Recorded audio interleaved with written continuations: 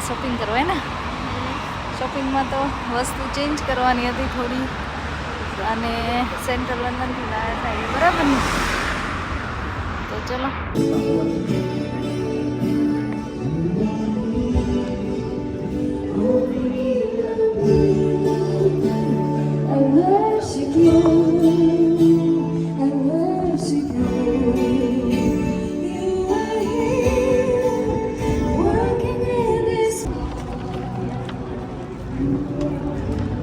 લગન યાદ આવ્યું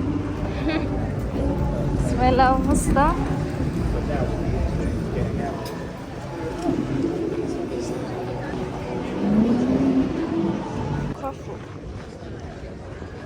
जिसने खाधું તે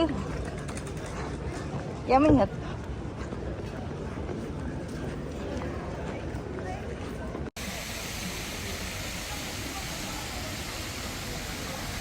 વોટફોર્ડ ટાઉન સેન્ટરમાં આવ્યા છીએ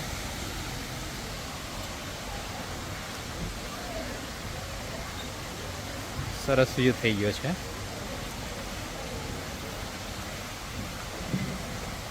just because of the summer અત્યારે એ લોકોએ આવું કરી નાખ્યું લાગે છે ફાઉન્ટેન્સ અને બધું સેટ કરી દીધું છે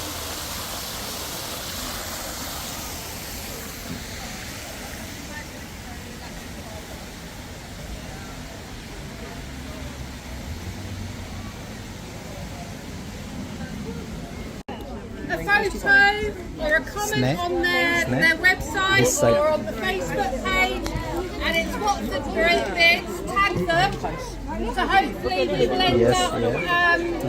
Wait, yeah. Back again.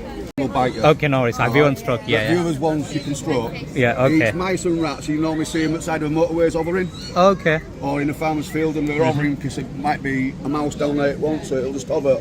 Okay, got If it. it goes, there's nothing there, but if it goes down, Go straight in. there's something there. Something there, yeah. No, thank you. You keep it. મસ્ત છે colour અને સ્નેવ Guys, there's a bit of competition I'm doing with the staff here today. They're all volunteers. If you've got one Close, that Nick. you think, wow, they've Close, done really close. well, can you please tag them in a Facebook post? Because one of them's going to end up with 20 quid at the end of the day. Oh wow Okay? So, close so tag them if they're doing really well. Okay? Ask the name, we'll take a photo, put it on our Facebook page.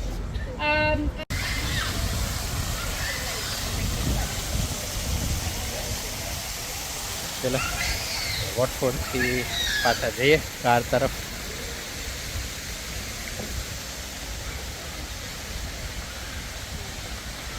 It was good experience, yeah, holding the birds. Yeah.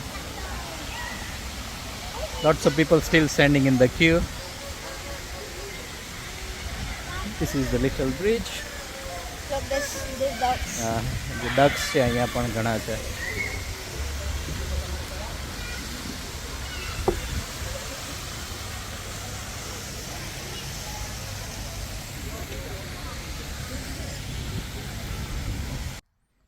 તો હવે સ્નેહ year 6માં આવી ગયો અને એને tie હવે compulsory સ્કૂલે પહેરીને જવાનું હોય એટલે એને આજે જાતે શીખવાડ્યું કઈ રીતે પહેરવાની તો એને આવડી ગઈ છે તો તમને બતાવશે શીખી ગયો સ્નેહ Yeah, પાકું yeah. સરસ સરસ દેખાડ તો લે So you take this shorter bit and then you put it under, Mhm. and then where it crosses, you have to hold it.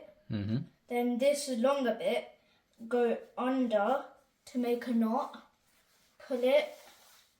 Then after, this outer bit, this bit which is sticking out, make this longer bit go under it and around. So it makes this loop here, and then you move the bigger bit under into the hole.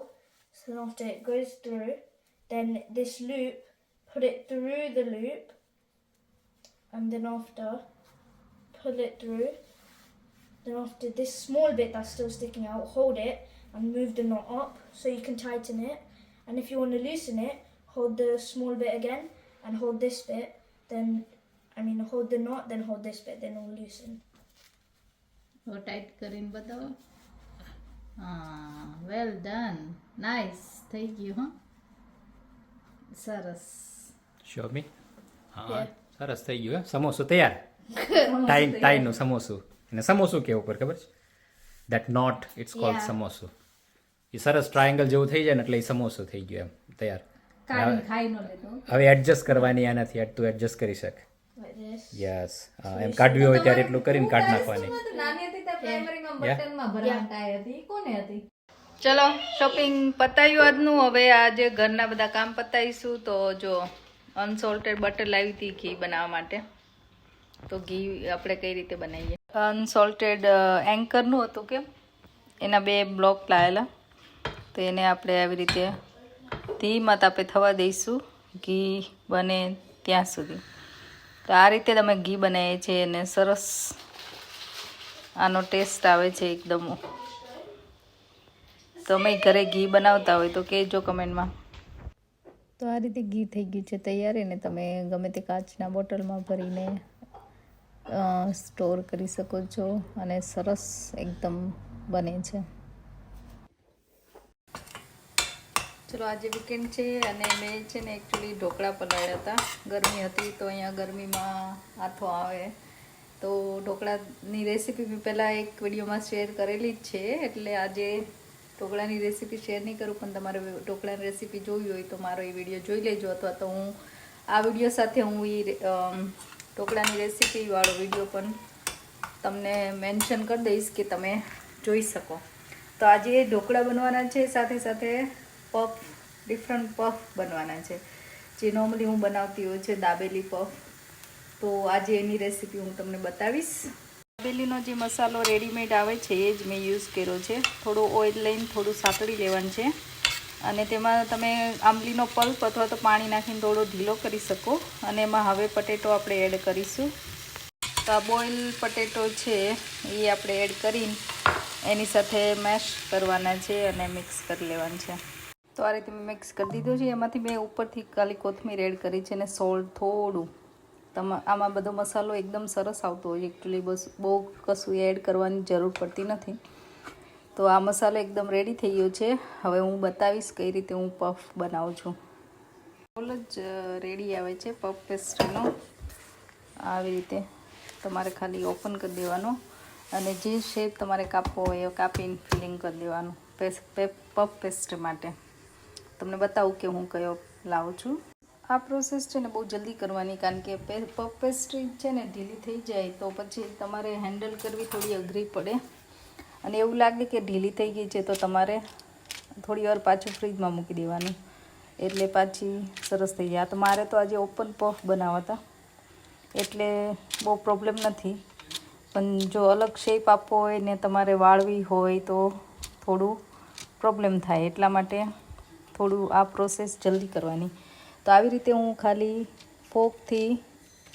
આવી રીતે ખાલી કરી દઈશ that's it અને આની ઉપર થોડી cheese નાખીને ઓવન પ્રી હીટ ઓવનમાં મૂકી દઈશ તો આ રીતે થઈ ગયા છે પફ રેડી એક શીટમાંથી 8 પફ બને છે અને હું depends on the size again પણ આ બરાબર સાઇઝ છે તો હું હવે એને ઓવનમાં મૂકી દઈશ પ્રી હીટ ઓવનમાં હું નોર્મલી તમે ટેમ્પરેચર હું નોટ નથી કરતી કેટલું લાઈક ટેમ્પરેચર છે 200 અને અરાઉન્ડ 15-20 મિનિટ્સ ડિપેન્ડ્સ તમારા પફ કેટલા ફૂલી ગયા છે જોવાનું oven to oven different setting હોય તો ડિફરન્ટ ટાઈમ્સ લાગે બાકી તમારે જોઈ લેવાનું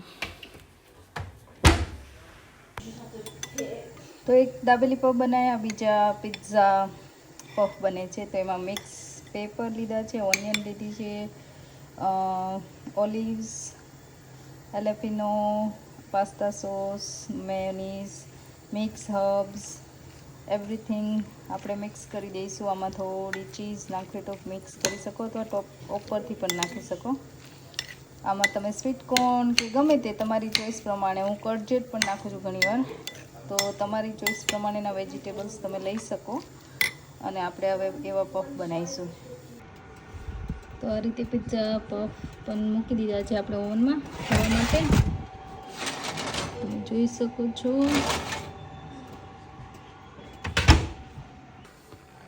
તો હું આ પફ પેસ્ટ્રી શીટ લાવતી હોઉં છું જસ્ટ રોલ અથવા તો તમે ઓન બ્રાન્ડ ટેસ્કો આઝદા સેન્સબરી એને પોતાની પણ આવે છે ગમે તે તમે યુઝ કરી શકો છો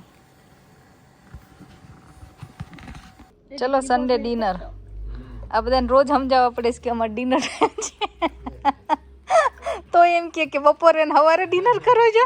એ સ્નેહ શું ખાવાનું છે આજે? ઢોકળા ને પેસ્ટ્રી બનાવી છે આજે.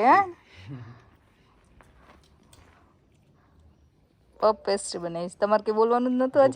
તો આઈ હોપ કે તમે અમારા વિડીયો એન્જોય કરતા હોય. તમે પણ અલગ અલગ રેસીપી બનાવતા હોય તો કમેન્ટમાં જણાવજો. અને જો તમને ગમતા હોય અમારા વિડીયો તો લાઈક, શેર અને સબસ્ક્રાઈબ. અને ઘણા બધા ઇન્સ્ટાગ્રામમાં કમેન્ટ કરતા હોય છે કે રેસીપી આપો પ્લીઝ. ડુ સબસ્ક્રાઈબ અને તમને નોટિફિકેશન પણ આવતા રહેશે નવી રેસીપી માટે. તો એન્જોય અને thank you very much for watching. હા તો અહીંયા ખૂણા પર જ